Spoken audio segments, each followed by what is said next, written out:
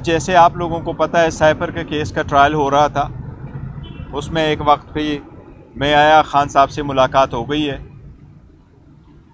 ایک one point پہ خان صاحب نے اس کا بائیکاٹ کیا تھا اور بائیکاٹ ہے بھی. دا ریزن بینگ جس طریقے سے ٹرائل چلایا جا رہا ہے، جس طریقے سے اس کو رش کیا جا رہا ہے، جس طریقے سے پراسیکیوشن آج ہر صورت اپنا ایویڈنس کنکلوڈ کرنا چاہ رہی ہے، ہم سارے سمجھتے ہیں کہ یہ آئین اور قانون کی خلاف ورزی ہے. یہ عدالتوں کی ان احکامات کی خلاف ورزی ہے جس طریقے سے انسٹرکشن دی گئی تھی کہ ان ٹرائل کو کنکلوڈ کرو. خاص کر کل کی سپریم کورٹ کے آرڈر کے بعد جو سپریم کورٹ نے آبزرویشن دے دی تھی اور سپریم کورٹ نے آرڈر میں جو ریمارکس دیے اور جو فائنڈنگ دی ہے، اس کیس کی کوئی حیثیت نہیں آئین اور قانون کے مطابق.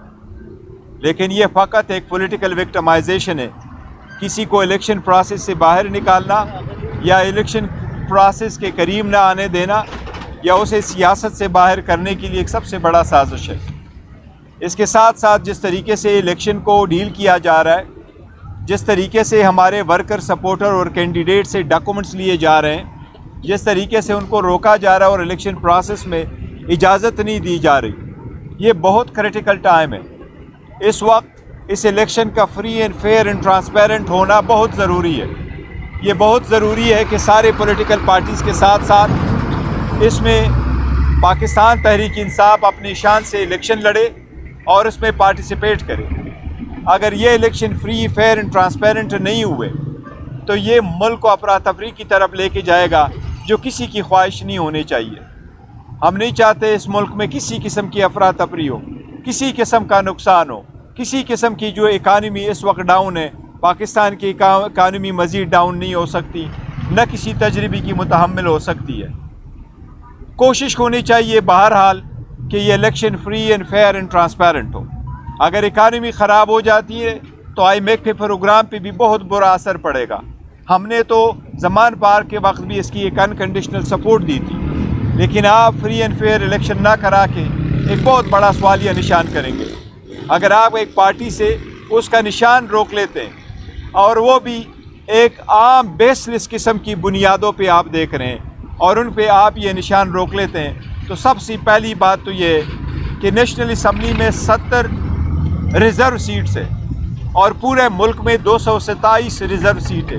وہ ریزرو سیٹ کسی پولیٹیکل پارٹی کو نہیں ملتی آزاد اگر آپ کے کینڈیڈیٹ ہو، وہ صرف پولیٹیکل پارٹیز کو ملتی ہے. ان 227 سیٹوں کا آنے والے صدر کے الیکشن میں بڑا رول ہے، سینٹ کے الیکشن میں بڑا رول ہے، ان کا پرائم منسٹر اور چیف منسٹر کے الیکشن کرانے میں بھی بڑا رول ہے. ہم سمجھتے ہیں کہ یہ بہت بڑی زیادتی ہوگی، ناانصافی ہوگی، یہ ایک سازش کا حصہ ہوگا اگر ایسے اقدامات کیے جائیں جس سے آپ ایک پولیٹیکل پروسیس کو نکالا جائے. آج خان صاحب سے اس سلسلے میں تفصیل کے ساتھ بات ہوئی ہے. ہم الیکشن کمیشن کے ڈیسیجن کو ہر فارم میں ڈسمس کرتے ہیں اور اس سے ڈس ایگری کرتے ہیں. ہماری پارٹی جس طریقے سے چل رہی تھی انشاءاللہ ہم اپنا انتظام اسی طریقے سے چلائیں گے جس طریقے سے کل یا پرسوں یا ترسوں ہماری پارٹی چل رہی تھی. اس ڈیسیجن کو ہم ہائی کورٹ اور سپریم کورٹ سبجیکٹ ٹو ہماری final decision by the lawyers, وہ ہم انشاءاللہ تعالیٰ چیلنج کریں گے.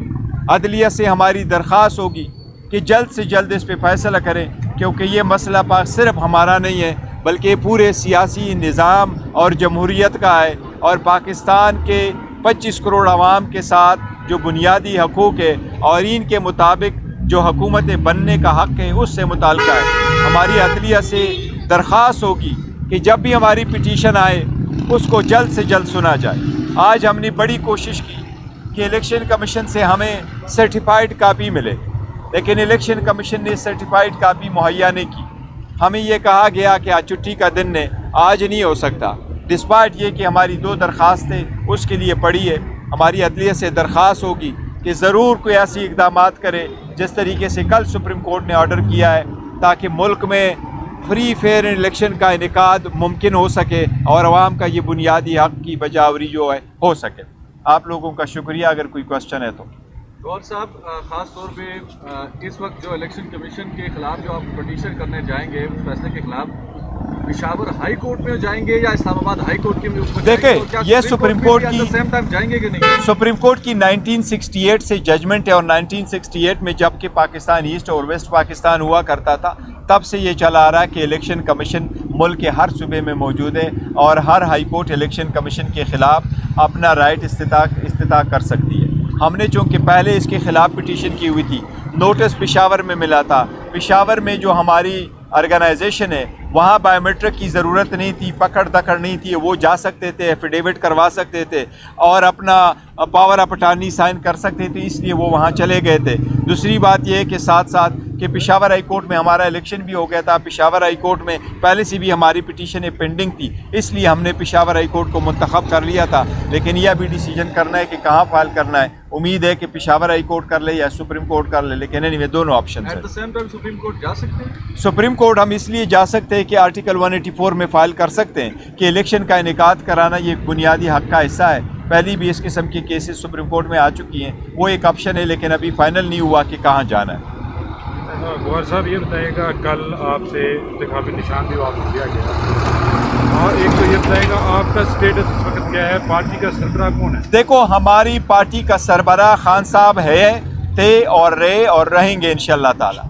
जब तक वो बाहर नहीं आते मैं वो फ़राइज़ सरअंजाम दूंगा जो खान साहब ने मुझे तफवीज़ किए हैं। आज भी मैं उसी कुर्सी पे बैठ के वहाँ से जो ऑर्डर इशू करने थे, जो सर्टिफिकेट इशू करने थे, वो आज भी हम अपने काम जो है सरअंजाम दे रहे। लेकिन देखें, ये किसी की एक ऑफिस की बात नहीं है कि कौन ऑफिस बेरर है, कौन ऑफिस होल्डर है, कौन सेक्रेटरी जनरल है। पार्टीज़ होती है वो बग़ैर सिंबल के भी होती है और विद सिंबल की होती है। हमारा सारा स्ट्रगल जो है वो इस सिंबल के लिए चलता रहा है, और इनकी सारी कोशिश यही है कि हम सब सिंबल ले लें और ये 70 सीटें लेकर के किसी और को दे दें।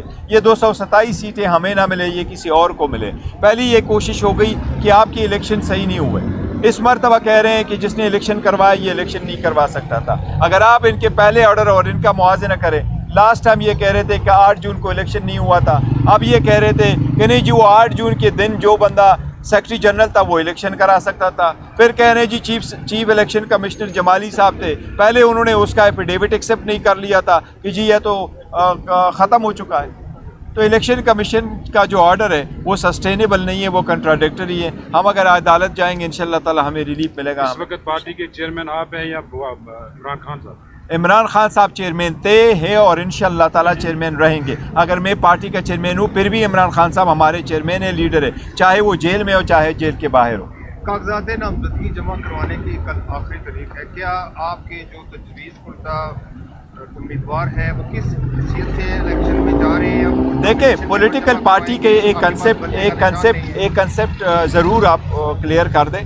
पॉलिटिकल पार्टीज़ जो इनलिस्ट होती है वो पॉलिटिकल पार्टीज़ होती है, और पॉलिटिकल पार्टी जिस वक्त इनलिस्ट हो जाती है उसका चेयरमैन और सदर और जनरल सेक्रेटरी जो भी नाम है वो कंटिन्यू करता है। पार्टी के पास निशान है या नहीं है? निशान इंशाल्लाह हमें रिस्टोर होगा, अदलिया रिस्टोर करवाएगी।